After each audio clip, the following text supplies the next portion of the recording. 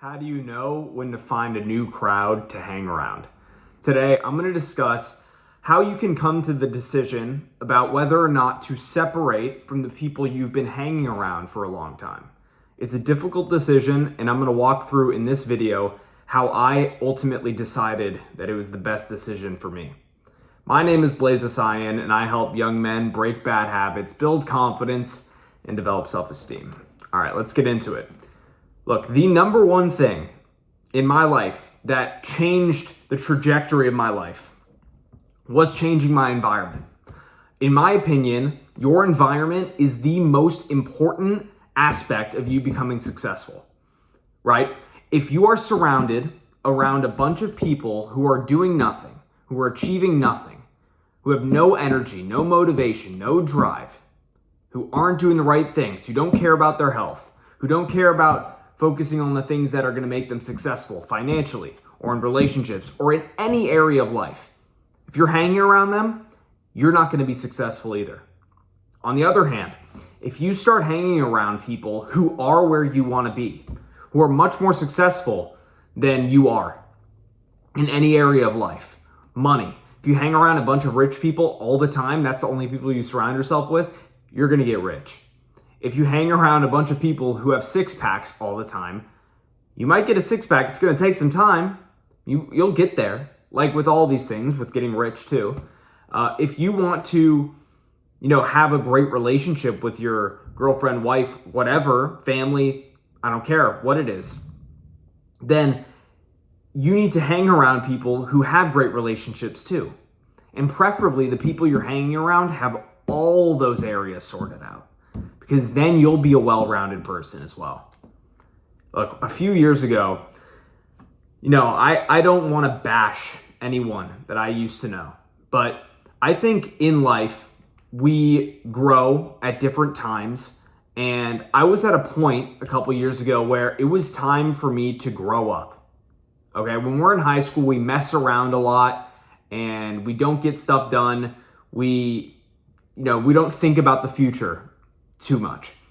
Now, I know a couple people in high school who became super successful really young, who started focusing on themselves really early, and now they're multimillionaires and they're my age.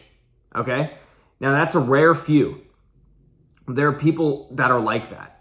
And that's because they decided to separate from the high school crowd. I don't care what they did, if they dropped out or, most of them didn't drop out. They got their they took that test. What is it? GED test. I don't know if that's what it's called, but they took the test, got out of high school, started hanging around people much older than them, started learning about how to build a business, and now they're ultra successful. They're my age, okay? And it's hard to look at people who are like that when you're the same age. You're like, man, he's my age and he's making millions of dollars. Shit. Like, what have I been doing? And that was a big wake-up call for me a couple of years ago. I started seeing people, trying to find knowledge, searching for knowledge, finding people online who were super successful, who were my age, who were 18. When I was 18, I really started focusing on myself. They were 18 years old, and they were so successful. Like, man, how did they do this? And, a very common theme over and over again that they would talk about is the people you surround yourself with are who you become. And man, that really started aggravating me. I started looking and I'm like, man, what are the people I'm surrounding myself with doing? And what am I doing as a result? Right? A lot of the stuff habits that I picked up when I was in high school weren't things that I actually wanted to do. There were things I did just to fit in with the crowd, just because my friends were doing them. For example, vaping, right? I didn't want to start vaping when I started. It actually made me really uncomfortable. I felt bad, and I always felt bad for as long as I did it, that I was disappointing my parents the whole time. Felt bad about that. I felt bad about me because I couldn't handle myself without the vape. I started getting withdrawals, and I couldn't handle my anxiety, right? I needed my little fruity nicotine stick to make me feel good. I mean, it's crazy. Meanwhile, it was actually making me more anxious I didn't know that the whole time. It actually was increasing my anxiety, not solving it. Another thing, weed. Like, I didn't want to start smoking weed, right? But, to be honest with you, I got really lonely when I was in, end of middle school, early high school. Really lonely. Didn't have many friends. And so I finally found some friends, and, I don't bash them. They were great to me. They were great friends. And they just brought me into the group. Didn't push it on me too much. They were like, yeah, dude, you can do it if you want, whatever. They weren't making fun of me, which is pretty rare when you're that young, when you're 14, 15. They really weren't pushing me that much. But eventually, the longer you hang around them, the longer you have exposure to different things, the longer the weed's in front of you, the longer the vapes are in front of you, the more likely you are to try it. And all you need to do is try something once for you to get addicted to it, right? People are like, oh, I'll just try this drug once, right? Luckily, I avoided getting into hard drugs. I'll talk about that in a second. But all it takes is once. You try something one time and you're hooked, right? If you never tried it once, you would have never gotten hooked. So all it takes is one time, right? I just wanted to reiterate that point because it's so important. I had hard drugs in front of me probably 100 times. Hard drugs, like real shit, cocaine, prescription drugs, Oxy, all this shit, other drugs I'm thinking of off the top of my head that I was exposed to, Xanax, even heroin. I've seen people do. I've seen a lot of drugs in front of me. And, I could have done it. Luckily, it was against who I was, and I didn't fall into that trap. But if I didn't separate from people, eventually, if I didn't separate from all those people I used to hang around with who were doing that stuff, I would have done it. I'm sure of it, eventually. I'm just sure of it that I would have done it. But there was something in me that said, this isn't right. You need to get out of this. And that voice started echoing in my head. You are who you surround yourself with. You are who you surround yourself with. I kept hearing that over and over and over again. And, it's not easy. Not easy to separate from people who you've hung around with for a long time. Really isn't. It's one of the hardest things to do. It's really lonely. I got lonely. I went into isolation. And this was even during COVID too. So it was like double whammy isolation. And I started working on myself alone, in the darkness, alone. I started meditating. I started working out alone. All this stuff alone. Started eating clean. I quit nicotine, quit weed, all the shit, right? I went into isolation. And I didn't talk to anyone besides my family for a long time. I didn't hang out with anyone for a long time. Then I, eventually went off to college. But yeah, man, it's hard. If you're in this position right now where you're like, man, I think I need to break off from my group, it's hard, but I promise you, it's gonna be hard in temporary measures, but in the long term, you are never going to regret doing it. You're never going to regret separating from people who are going nowhere and who never go anywhere in life, and starting to surround yourself with people who are going somewhere in life or who are where you want to be in life. Even better. Okay, this is real shit. Like, this is shit that I've been through. And it was the hardest thing I ever did. It was worse than my appendix rupturing and going into the hospital and suffering and losing 30 pounds in a week. It was worse than that.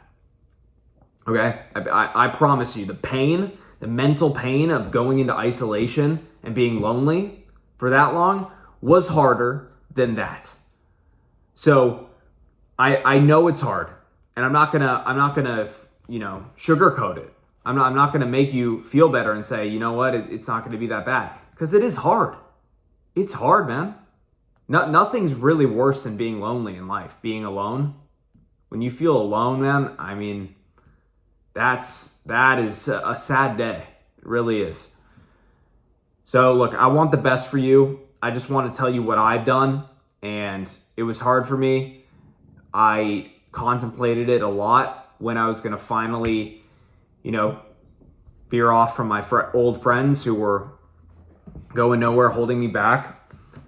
Again, I'm not bashing anyone in this video. I'm just saying what I've been through. All right. And, eventually what really set me off over the edge, which is probably what you're probably thinking is like, what was the final thing that made you split off from them, is I saw a friend of mine who I've been close with, who I'd known for a while, and I hadn't seen him for a couple months. This was like COVID time. And then I saw him in person. And when I saw him, it sent a shockwave into my system. He looked, to be honest with you, horrible. Horrible. I mean, like pale, flushed face, like a ghost. And when someone loses a ton of weight, but it's not like a healthy losing weight?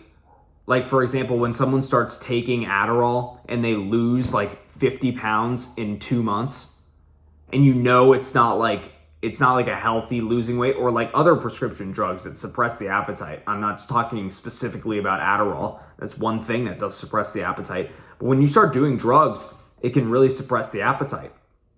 And it looked like that. It looked like he'd lost weight from drugs. It didn't look like he'd lost weight from just, healthily losing weight. And man, that hurt me so deep inside to see him like that. But the only thing that I could do was break off. I said, if you keep hanging around people like this, you're going to become like this. Flat out. Flat out. So yeah, that was my big wake up moment. I had other wake up moments as well. I've had friends overdose, all this stuff. A lot of wake up calls, but that was the final one that just set me off. It set something off on me, and I'll never forget the feeling I had that day. I remember going to the bathroom, actually, after seeing my friend like that. I looked myself in the mirror, swear to God, and I said, you're never going to turn into that. From this day forward, you're committing to yourself that you're going to be the best version of yourself, be the best version of you, be the best person you can be. Sorry, I know I'm repeating myself, but I'm just trying to think about how to best convey this to you. So I want to thank you for watching today's video. I know this got serious, but it was just on my mind today. It was on my mind. And I heard someone on a call that I was with today say proximity is power. And it's true. Start getting around people who are going somewhere or who are where you want to be, and your life will change forever. Your environment is everything. It is literally, it is damn near the top of the list of things you need to do to become successful in life. If you want to learn more about me and what I do, you can click the link in the description. You can check out my business. Business is working through some stuff right now. You can also check out my Instagram as well in the description. And yeah, I'm really grateful for you being here. I hope you got some value out of today's video. And until next time, I'll see you later.